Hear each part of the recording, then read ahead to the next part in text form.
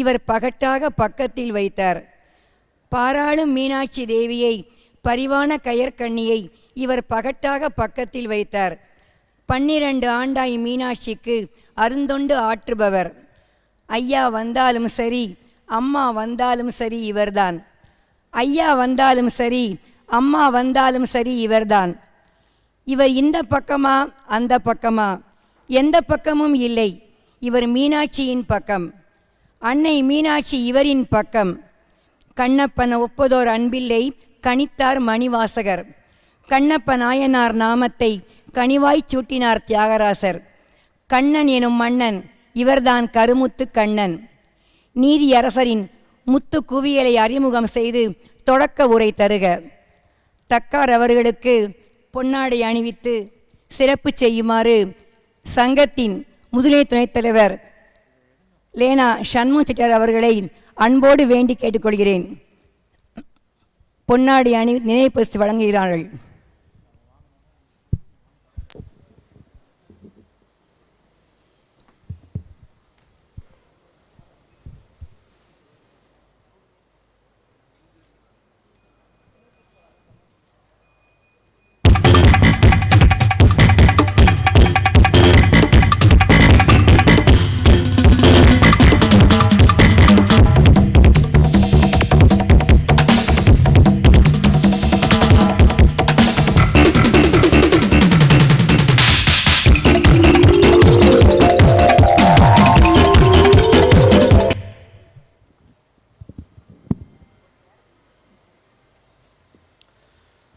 சங்கத்தினுடைய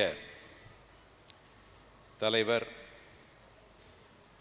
அளவாக்கோட்டை திரு சீனிவாசன் அவர்களே, வரவேற்புரை நல்கிய செயலர் திரு லக்ஷ்மணன் அவர்களே, அருமையானதொரு விழா பேருரை ஆற்றி அமர்ந்திருக்கின்ற பெருமதிப்பிற்குரிய நீதியரசர் டாக்டர் ஏஆர் அல்லையா அவர்களே, இந்த விழாவிலே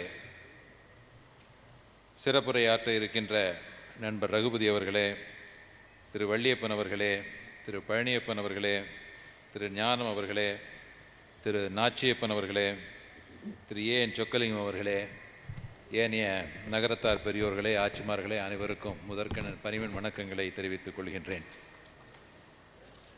மதுரை நகரத்தார் சங்கத்தினுடைய 60வது ஆண்டு நிறைவு விழாவிலே கலந்து கொள்வதிலே நான் மிக்க மகிழ்ச்சி அடைகின்றேன். என்னுடைய தந்தையார் அவர்கள் அவர்களுடைய வாழ்நாள் பூராமே மதுரை நகரத்தார் சங்கத்தை எவ்வளவு முக்கியமாக கருதி போற்றி வந்தார்கள் என்பதை நான் நன்கு அறிவேன். அவர்கள் இருந்த பல்வேறு பணிகளில், பல்வேறு பொறுப்புகளில் மதுரை நகரத்தார் சங்கத்தினுடைய பொறுப்பும் அதனுடைய வளர்ச்சியும் அதனுடைய செயல்பாடும் அவர்களை முழுமையாக அதில் ஈடுபடச் செய்தது என்பதை நான் அருகிலிருந்து கண்டவன். அவர்கள் கண்ட இந்த சங்கமானது இன்றைக்கு 60 ஆண்டு நிறைவு பெற்று சிறப்பாக நடைபெறுது என்று அறிவதிலே நாங்கள் எங்களுடைய குடும்பத்தார் எல்லோரும் மிக்க மகிழ்ச்சி அடைகிறோம். அதற்காக பல்வேறு முயற்சிகளை எடுத்துக்கொண்ட பெரியோர்கள் அனைவருக்கும் இந்த தருணத்திலே பாராட்ட நான் கடமைப்பட்டிருக்கின்றேன். மதுரை நகரத்தார் சங்கத்துக்கு எத்தனையோ சிறப்புகள் இருந்தாலும் மீனாட்சி அம்மன் கோயில் பக்கத்திலேயே இருப்பதுதான் அது மிகப்பெரிய சிறப்பு. அத்தனை மதுரை நகரத்தார் சங்கத்துக்கு என்று மதுரை மீனாட்சி அம்மன் கோயிலே எத்தனையோ வழிபாடு முறைகள், சிறப்புகள் எல்லாம் உண்டு. 2009 திருப்பணியின் போதும் குடமுழுக்கின் பொழுதும் மதுரை நகரத்தார் சங்கத்திலிருந்து திருக்கோயிலுக்கு அவர்கள் செய்த பணிகளை நன்கு அறிவோம். அது போன்ற பணிகள்லாம் இன்றைக்கு தொடர்ந்து இன்னும் நடைபெற வேண்டும் என்பது என்னுடைய அவா. 2 லட்சத்துக்கும் குறைவாக ஜனத்தொகை உள்ள ஒரு சமூகத்திற்கு நாடு என்கின்ற அங்கீகாரம் கிடைத்தது. 50 லட்சம் பேர் 1 கோடி பேர் இருக்கவனு கூட ஒரு நாடுங்கிறது கிடைக்கல. கொங்கு நாடுன்னு இப்போ சொல்லிக்கிறாங்க. ஒரு 200-300 வருஷத்துக்கு முன்னாலே செட்டிநாடு என்று ஏற்பட்ட பொழுது அநேகமாக 1 லட்சம் பேர் இல்லாட்டி 1,10,000 பேர் தான் இருந்திருப்பாங்க. அவ்வளவு சின்ன ஜனத்தொகை உள்ளவர்களுக்கே ஒரு செட்டிநாடு என்ற ஒரு நாட்டினுடைய அங்கீகாரத்தை கொடுத்திருக்கிறார்கள் அன்று இருந்தவர்கள். அந்த சிறிய ஜனத்தொகையில் இருக்கின்றவர்கள் தங்களுக்கு என்ற ஒரு பல்வேறு சிறப்புகளை முத்திரைகளை தனக்காக குத்தி கொண்டார்கள். முதன்மையாக உணவு. இந்த செட்டிநாட்டு உணவு என்பது இன்றைக்கு உலகமெங்கிலும் சென்று பரவி, அது தமிழ்நாட்டினுடைய உணவு வகைகள் எடுத்தால் அது செட்டிநாட்டு உணவு தான் அதனுடைய தலையாய பட்டியலில் இருக்கும். அடுத்தது கட்டிடக்கலை. இது எப்படி இத்தனை ஊர்லேயும் 90 ஊர்லேயும் ஒரே மாதிரி கட்டடம் கட்டினாங்க? ஏதாவது ஒரு டைரக்டர் ஆஃப் டவுன் பிளானிங் கொண்டு வச்சுருந்தாங்களா? இல்லையே. அந்த சமூகத்தில் இருந்த கட்டுப்பாட்டின் காரணத்தினால இதே மாதிரி இந்த மாதிரி தான் வச்சு கட்டணும், வளவு வச்சு கட்டணும், முன் வீடு திண்ணை பின் வீடு வச்சு கட்டணும் அப்படின்னு இப்போ செய்ததும் இந்த சமுதாயத்தில் உள்ள ஒரு பெரிய கட்டுப்பாட்டுக்கு எடுத்துக்காட்டாக அமைகிறது. ஜட்ஜி அவர்கள் இந்த கட்டுப்பாட்டை பற்றி சொன்னார்கள். அந்த காலத்திலேயே இந்த கட்டுப்பாடுங்கிறது இவர்கள் கூடயே வளர்ந்திருக்கிறது. நடை பயின்ற காலத்திலேயே கொடை பயின்ற குடி என்றும், பால் உண்ட காலத்திலேயே பகுத்துண்ட குடி என்றும், மன்னர் பின்னோர் என்றும் நகரத்தார்களுக்கு பெயர்கள் உண்டு. ஏனென்றால் செயலிலே செம்மை. நகரத்தார்கள் ஒரு வேலையை செய்தார்கள் என்ற செம்மையாக இருக்கும் என்கின்ற ஒரு முத்திரை இருந்ததுன்னு சொல்கிறேன், ஞாபகம் புரிஞ்சுங்க. ஒரு வெள்ளைக்காரன் ஜட்ஜ் எழுதினானா, இந்த மாதிரி இந்த கேஸில் 2 பக்கமும் பல பேர் சாட்சிகளாக சொல்லியிருக்கிறார்கள். இதில் ஒரு நகரத்தார் இந்த பக்கத்துக்கு ஒரு சாட்சி சொல்லியிருக்கிறார். எனவே அவர் நகரத்தார் என்பதாலே அந்த சாட்சியை நம்பி இந்த கேஸை இந்த மாதிரி முடிக்கிறேன்னு சொன்ன எழுதியிருக்கானா. அந்த மாதிரி நம்பகத்தன்மையும் இருந்தது. நான் ஏற்கனவே பல நகரத்தார் சங்க கூட்டங்களில் சொல்லியிருக்கிறேன். ஆனால் மதுரையில் திரும்பவும் சொல்வதில் நான் பெருமைப்படுகிறேன். கூறியது கூறல் என்கின்ற குற்றம் ஏற்படாது. 2007ஆம் ஆண்டு மதுரை மீனாட்சி அம்மன் கோயிலில் நிறைய கீறல்கள் இருந்தது. அப்போ இதெல்லாம் சரி செய்ய வேண்டும் என்பதற்காக பல தூண்களை அகற்ற வேண்டும், புதுசாக பல உத்தரங்களை போட வேண்டும் என்கின்ற முயற்சிகளை எல்லாம் மேற்கொள்ளும் பொழுது ஒரு கமிட்டி போட்டோம். அப்புறம் ஹைகோர்ட்டுக்கு போய் அந்த கமிட்டி அங்கே விரிவுபடுத்தி போட்டாங்க. அந்த விரிவுபடுத்தின கமிட்டி ஆய்வுக்காக மதுரை மீனாட்சி அம்மன் கோயிலுக்கு வந்தது. டெல்லியில் இருந்து ஆர்கியாலஜிக்கல் டிபார்ட்மெண்ட் ஆள் இருந்தாங்க, சென்னையில் இருந்திருந்தாங்க, ஹிஸ்டாரியன்ஸ் இருந்தாங்க, கட்டடக்கலை நிபுணர்கள் இருந்தார்கள், ரிட்டையர்டு இன்ஜினியர்ஸ்லாம் இருந்தாங்க. அம்மன் கோவிலில் இப்பொழுது விபூதி விநாயகர் முன்னாடி இருக்கிற மண்டபத்தில் தான் அதிகமான கீறல்கள் இருந்தது. அது இப்போ எல்லாம் செப்பனிடப்பட்டு சிறப்பாக அமைந்திருப்பதே போனவர்கள் பார்த்துருப்பீர்கள். எல்லாம் அதுக்கெல்லாம் முட்டு கொடுத்து வச்சுருந்தாங்க. அது திருமல் நாயக்கரனுடைய கடைசி காலத்தில் செய்தது. கடைசி காலத்து நாயக்கம்மன் செய்த பணி அந்த கல்களில் ஏதோ ஒரு கோளாறு ஏற்பட்டு எல்லாம் அப்படியே உதிர ஆரம்பிச்சிருச்சு. அதையெல்லாம் பார்த்துட்டு வந்தவங்க அப்படியே சாமி கோயில்கிட்ட அந்த நந்தி மண்டபத்தில் நின்று அந்த வைநாகர் ஐயா அவர்கள் செய்த பணியை பார்த்த உடனே சொன்னாங்க, this is Chettiar work, it is எக்ஸலண்ட்னா. யாரும் சொல்லலை. அன்றைக்கி எம்பெருமானுடைய சன்னதியில் நகரத்தார் அல்லாதவர்கள், நகரத்தாரை பற்றி தெரியாதவர்கள் யதார்த்தமாக சொன்ன சிறப்பு ஒரு பாராட்டுரை. ஆக எத்தனையோ ஒரு 600-800 ஆண்டு காலத்திற்கு முன்னால் செய்தது மன்னர்கள் செய்த பணி கூட பழுதுபட்டு போய்விட்டது, நகரத்தார் செய்தது பழுதுபடவில்லை. அத்தனை பெரிய செம்மைக்கும் சிறப்புக்கும் சொந்தக்காரர்களாக நாம் இருந்திருக்கின்றோம். அதை தொடர்ந்து அதை கையாண்டு வந்தால்தான் இந்த சமூகத்திற்குண்டிய சிறப்பு தொடரும். அது இல்லையேல் அது போய்விடும். நகரத்தார்கள் நிறைய ரிஸ்க் எடுத்து தொழில் செய்தார்கள். அதை கோவையிலே கடந்த ஆண்டு ஐபிசிஎன் மாநாட்டில் பழனியப்பன் அவர்களும் அவரை சார்ந்தவர்களும் அதை திருப்பி எடுத்துரைத்தார்கள். டிஸ்ப்ரொபோர்ஷனேட் ரிஸ்க்ஸ், துபாயிலையும் அதை சொல்லுவாங்கன்னு நினைக்கிறேன். அந்த ரிஸ்க் எடுத்ததுனால தான் அவ்வளோ பேர் பெரும் பணங்கள் சம்பாதிக்க முடிந்தது. இன்றைக்கு அந்த ரிஸ்க் டேக்கிங் எபிலிட்டி ரொம்ப கம்மியாகிக்கொண்டே வருகிறது. அதுக்காக கண்மூடித்தனமாக ரிஸ்க் எடுக்கணும்னு சொல்லலை. பட் இருந்தாலும் ஏதோ ஒரு வெஞ்சர், ஏதோ ஒரு ரிஸ்க் எடுத்து பண்ணால்தான் நம்ம தொழிலில் இப்போ வளர முடியும், பெருக முடியும். இன்றைக்கு நமது சமூகத்தில் இருக்கிற இளைஞர்கள் மத்தியிலே இந்த தொழில் முனைவோர்கள்லாம் ரொம்ப கம்மியாகி கொண்டே வருகிறது. அதற்கு ஐபிஎஸ்ஐனில் இப்போ எத்தனை பேர் வந்திருக்கிறாங்க தெரியல. பழனியப்பன் அவர்கள் பேசும்போது அது தயவுசெய்து அந்த விவரங்களை சொல்லணும். நியூ ஆண்டர்பிரினர்ஸ் எவ்வளோ பேர் வர்றாங்க, புதிய தொழில் முனைவர்கள் வர்றாங்கன்னு பார்க்கணும். அமெரிக்காவில் போய் வேலைக்கு இருக்கிறவங்களெல்லாம் கொண்டு வந்து நீங்கள் ஏதாவது ஒரு தொழிலில் ஈடுபடுங்க என்று சொல்லக்கூடிய அளவுக்கு நம்ம ஒரு அமைப்பை வைக்கணும். அதற்கு முயற்சிகள் செய்திருக்கிறார்கள். அதுவும் மிகவும் பாராட்டுவதற்குரியது. இப்படியே இந்த சமூகத்தில் இருக்கின்ற ஒவ்வொரு சிறப்புகளையும் கூட்டிக் கொண்டே போவதுதான் ஒரு சமூக வளர்ச்சியினுடைய ஒரு அங்கமாக, ஒரு அறிகுறியாக திகழும். இதெல்லாம் எங்களுடைய ஐயா வச்சுருந்தார்கள், இப்போ முப்பாட்டினார் வச்சுருந்தார்கள் சொன்னால் அது வரலாற்றினுடைய ஒரு பகுதியாக இருக்குமே தவிர, இந்த சிறப்புகள் இவர்கள் எடுக்கக்கூடிய முயற்சிகள்லாம் நிகழ்காலத்திலையும் இருந்தால்தான் இந்த அங்கீகாரம் செட்டிநாட்டுக்கு எப்படி ஒரு 300-500 காலத்துக்கு ஆண்டு காலத்துக்கு முன்னால் கிடைத்ததோ அதை விட அது கூடும், அது நிலைத்து நிற்கும். ஜட்ஜி அவர்கள் பேசும் பொழுது ஒரு மிகச்சிறந்த கருத்தை சொன்னார்கள். தேர்தலை பற்றி சொன்னாங்க. அவர்களிடத்தில் சொன்னேன், தயவுசெய்து உங்களுடைய தலைமையில் ஒரு நாமினேஷன் கமிட்டி போட்டுருங்க. எங்கெங்கே இந்த மாதிரி போட்டி வருதோ பெரியவங்க 4 பேர் உட்காந்து நாமினேட் பண்ணிடலாம். இன்றைக்கி இந்திய அளவில் சிஏஐயில் தேர்தல் கிடையாது. இந்தியர்கள் தொழில் கூட்டமைப்பில் சிஏஐ தான் இருக்கிற டாப் மோஸ்ட் ஆர்கனைசேஷன். சிஏஐ பிரசிடெண்ட்டுக்கோ வைஸ் பிரசிடெண்ட்டுக்கோ ரீஜனல் பிரசிடெண்ட்டுக்கோ யாரும் போட்டி போட்டதே கிடையாது.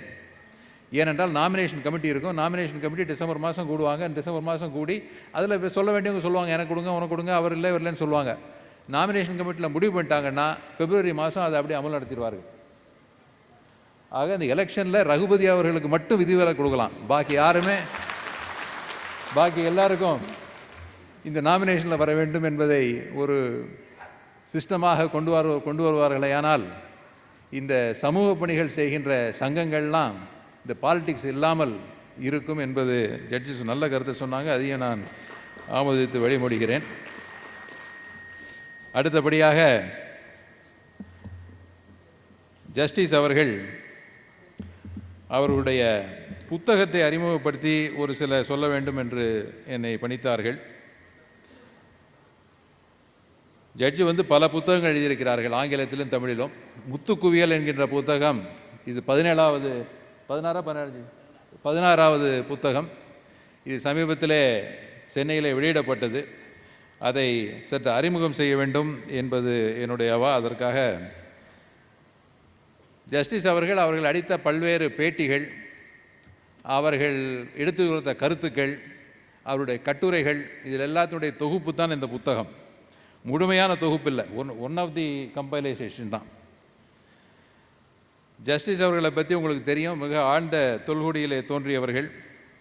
அவருடைய பார்ட்னர் அருணாச்சலம் செட்டியார் அவர்களும் அவருடைய தந்தையார் அவர்களும் தேவகோட்டையில் ஊஞ்சலில் உட்கார்ந்தே பல வழக்குகளை தீர்த்து வைத்ததாக அதில் குறிப்பிடுகிறார்கள். ஆக இவங்களுடைய ஜீன்லேயே இந்த டிஸ்பியூட் ரெசல்யூஷன் இருந்திருக்கு. அவங்கெல்லாம் ஒன்றும் எங்கேயுமே படித்தவங்க இல்லை, இருந்தாலும் அந்த மாதிரி ஒரு பஞ்சாயத்தார்கள் என்று சொல்லக்கூடிய அளவுக்கு இருந்திருக்கிறார்கள். அந்த பஞ்சாயத்தார்களுக்கு கட்டுப்பட்டு ஊரும் இருந்திருக்கிறது. ஆக இந்த முறைகள்லாம் திரும்பி வர வேண்டும். இவருடைய பார்ட்னர் அவர்களும் தந்தையார் அவர்களும் இவர் இந்த மாதிரி ஒரு பொது சேவையை செய்திருக்கிறார்கள் என்பதை எல்லாரும் உணர வேண்டும். அந்த வழியிலே, அந்த குலத்திலே வந்தவர்கள். ஜஸ்டிஸ் அவர்களுக்கு நம்பர் ஆஃப் ஃபஸ்ட்டு 3 ஹைகோர்ட்லேயும் சுப்ரீம் கோர்ட்லேயும் இருந்துக்கிறாங்க. 3 ஹைகோர்ட்டில் சீஃப் ஜஸ்டிஸ் ஆகவும் சுப்ரீம் கோர்ட்டில் ஜஸ்டிஸ் இருந்தது நகரத்தார் சமூகத்தில் ஒரு தான். அவர் தான் வெரி ஃபஸ்ட். ஒரு 5 ஆண்டு காலத்திற்கு முன்னாடி, 6 ஆண்டு ஜட்ஜாக இருக்கும்போது சுஜித் சிங் பர்னாலா வச்சு ஒரு புத்தகம் வெளியிட்டாங்க. என்னை கூப்பிட்டாங்க சென்னையில். அன்றைக்கு சொன்னேன், இந்த மாதிரி செட்டிநாட்டில் நம்ம ஆட்சிகள் கொடுக்கல் வாங்கலில் ரொம்ப கட்டியாக இருப்பாங்க. வாங்கிறது பெருசாக வாங்குவாங்க, கொடுப்பதும் கொடுப்பாங்க. ஆனால் முழுமையாக செட்டிநாடே சேர்ந்து இந்திய நாட்டுக்கு கொடுத்த ஒரு சீதனம் ஏஆர்எல் என்று அன்றைக்கு சொன்னேன். அதை இன்றைக்கு மீண்டும் சொல்வதில் நான் மிக பெருமைப்படுகின்றேன்.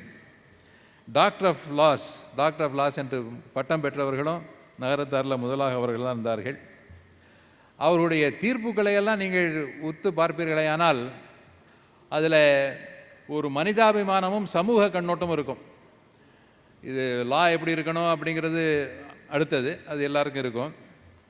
ஜட்ஜ் அவர்கள் சொன்ன தீர்ப்புகளில் ஐயப்பன் கோவிலுக்கு இவர்கள் கேரளாவில் சீஃப் ஜஸ்டிஸாக இருக்கும்போது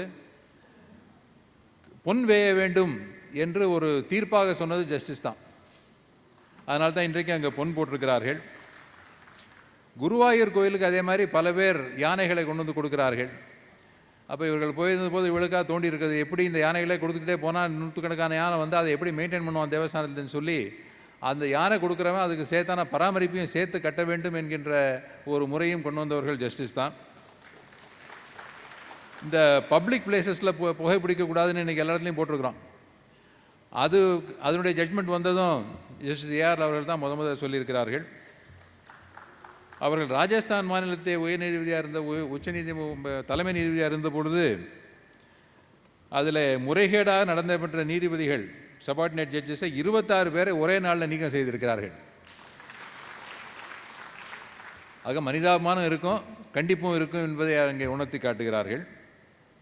வீடியோ கான்ஃபரன்ஸ் மூலம் கைதிகளை விசாரிக்கலாம் என்கின்ற ஒரு தீர்ப்பை அவர்கள் ஆந்திர மாநிலத்தில் இருக்கும் பொழுது முதல் முறையாக கொடுத்து அதை நடைமுறைக்கு வந்திருக்கிறது. காசி மடத்திற்காக அவர்கள் செய்த தொண்டுகள், அதற்கு நகரத்தாருடைய பல உரிமைகளை மீட்டு தந்தது எல்லாருக்கும் தெரிந்த ஒன்று. முல்லை பெரியார் ஐவர் குழுவில் இடம்பெற்று தமிழ்நாட்டுக்காக பெரிய தொண்டு செய்திருக்கிறார்கள். ஒரு கேஸ் இவர்களிடம் வருகிறது. ஒரு மாணவருக்கு மெடிக்கல் காலேஜில் இருக்கிறவனுக்கு அட்டெண்டன்ஸ் இல்லை என்று அவன் ப்ராக்டிக்கல் வகுப்புகளை அட்டன் பண்ணதை சேர்த்து அந்த அட்டெண்டன்ஸை ஈடு செய்து கொடுங்கள் என்று சொன்னதோடு மட்டுமில்லாமல் இந்த நீதிமன்றத்தினுடைய இந்த தீர்ப்பை தொலைபேசி மூலம் அந்த யூனிவர்சிட்டிக்கு தெரிவித்து அவனை பரீட்சை எழுத சொல்லுங்கள் என்று சொல்லியிருக்கிறார்கள். இந்த மாதிரி பல்வேறு நீதிமன்ற குறிப்புகள், அவர்கள் அளித்த தீர்ப்புகள்லாம் அதில் இருக்கின்றன. மிகுந்த தமிழ் ஆர்வலர், நம்முடைய தியாகராசர் கல்லூரியில் படித்தவர்கள். அவர்கள் சிற்சபேசன் அவர்களுடைய மாணவர். சிற்சபேசன் அவர்கள் ஒரு ராமாயண பாடம் நடத்தும்போது எம்மனோரால் இயம்புவதற்கு எளிதோ என்ற கம்பன் தொடருக்கு விளக்கம் கேட்டாராம். அப்பொழுது ஒரு மாணவர் எழுந்து 10,000 பாடல்களை தந்த கம்பனாலேயே எம்மனோரால் இயம்ப இயலாது என்ற போது எங்களால் எப்படி எழுத முடியும் என்று எழுந்து சொன்னாராம். இதை கண்டு கோபமுற்ற சிற்சபேசன் அவர்கள் இது யார் என்று கேட்டதற்கு ஜஸ்டிஸ் அவர்கள் அந்த 100 பேர் இந்த கிளாஸில் பதுங்கலை, நான் தான் எழுந்து சொன்னாராம். அந்த மாதிரி எம்மோனோரால் எங்கே நம்ம எழுத முடியும் என்ற அந்த ஒரு சர்ச்சையில் ஈடுபட்டவர் இன்றைக்கு 16 புத்தகங்களை எழுதியிருக்கிறார் என்பது பாராட்டுதற்குரிய ஒன்று. தனக்கு பிடித்தது பேசுவதும் எழுதுவதும் விமர்சிப்பதும் என்று சொல்லியிருக்கிறார்கள். நிறைய சமூக பணியையும் ஆன்மீக பணியும் செய்திருக்கிறார்கள். திருவிசைநல்லூர் திருக்கோவில் பணி அவருடைய குடும்பத்தார் மிக செம்மையாக செய்திருக்கிறார்கள். சரோபோஜி மன்னர்கள் செய்த அந்த பணியினை அவர்கள் விட்டு கொடுத்து செய்திருக்கிறார்கள். கூரூர் என்ற இடத்திலே உள்ள திருப்பணி, ஆண்டாள் கோயில் பசுமடத்து பணி, அது எல்லாத்திற்கும் மேலாக தேவகோட்டையிலே தமக்கு சொந்தமான இடத்திலே ஷிரடி சாய்பாபாவிற்கு ஒரு திருக்கோயில் அமைத்து அதை மிக சிறப்பாக செய்து வருகிறார்கள். மிகுந்த ஈடுபாடோடு செய்கிறார்கள் எல்லாத்தையும் விட என்பதற்காக அவர்களை மற்ற பணிகளுக்கெல்லாம் பாராட்ட வேண்டும். இந்த கோயில் கட்டினதுக்காக அவர்களை வணங்க வேண்டும். இதில் மீனாட்சி ஆட்சி அவர்களுக்கும் நிறைய பங்கு உண்டு. ஆட்சி அவர்கள் ரொம்ப சத்தமில்லாமல் இருந்தாலும் மற்ற ஆட்சிகளுமார்களைப் போல அவர்களுக்கும் இது தூண்டுதலாக இருப்பவர்கள் அவர்கள்தான் என்பதையும் நாம் இன்றைக்கு சொல்லி பதிவு செய்ய வேண்டும். இந்த புத்தகத்திலேயே ஒரு மிக சிறந்த பகுதி என்னவென்றால் 140வது பக்கம். இதை வாங்கி படிக்கிறவங்க தயவுசெய்து முதல்ல 140 படிச்சிருங்க. அதில் தமிழ் பேரறிஞர் வாசுப மாணிக்கம் அவர்கள் மதுரை பல்கலைக்கழகத்திலேயே துணைவேந்தராக இருந்தவர்கள். அவர்கள் ஒரு பாட்டு எழுதியிருக்கிறார்கள். அதை ஜட்ஜு அதில் தன்னுடைய புத்தகத்திலே அதை எடுத்து போட்டு எழுதியிருக்கிறார்கள். சத்தான கம்பனுக்கு ஈடு இன்னும் வித்தாகவில்லை என்கின்ற கட்டுரையிலே வருகிறது. வாசுப மாணிக்கம் அவர்கள் சொல்கிறார், நல்லாவின் பால் முழுதும் கன்றுக்கில்லை. மாட்டினுடைய பசுவினுடைய பால் முழுதும் கன்றுக்கு போய் சேருவதில்லை. நரும்பூவின் மனம் முழுதும் சோலைக்கில்லை. சோலையில் பூக்கின்ற பூக்கள்லாம் பறிச்சுட்டு வந்துட்டான்னா சோலையில் இருக்காது. நெல்லாகும் கதிர் முழுதும் நிலத்துக்கில்லை. கதிர் நிலத்துக்கு விழுறதில்லை, கதிரை எடுத்துகிட்டு போயிடுவான் விவசாயி. நிறை நின்ற நீர் முழுவதும் குளத்துக்கில்லை. குளம் நிரம்பி விட்டது என்றால் அது குளத்துக்கு அந்த நீர் இல்லை. பல்லாரும் கனி முழுதும் மரத்துக்கில்லை. மரத்தில் இருக்கின்ற கனி மரம் வைத்துக்காது திருப்பி கொடுத்து விடும். பன்னரம்பின் இசை முழுதும் யாழுக்கில்லை. யாழில் இசை வரும்பொழுது அது அந்த நரம்பினுடைய இசை வெளிப்படுமே தவிர யாழுக்கு உள்ளே இருந்து போய் புதையாது. எல்லாமே பிறர் குழைக்க காணுகின்றேன், என் வாழ்வும் பிறர்க்கென்று இருத்தல் வேண்டும் என்று வாசுப சொல்கின்றார் என்றால் இது மிக சிறப்பான ஒரு கவிதை. பொது வாழ்வில் இருக்கின்றவர்கள் எல்லோரும் எப்படி ஒரு பரந்த மனப்பான்மையோடு பலரும் பயன்பட வேண்டும் என்ற எண்ணத்தோடு இருக்க வேண்டும் என்பதற்காக ஒரு நகரத்தார் முத்தாய்ப்பாக சொன்ன கவிதை. அதை ஜஸ்டிஸ் அவர்களும் அந்த கட்டுரை எழுதியிருக்கிறார்கள்.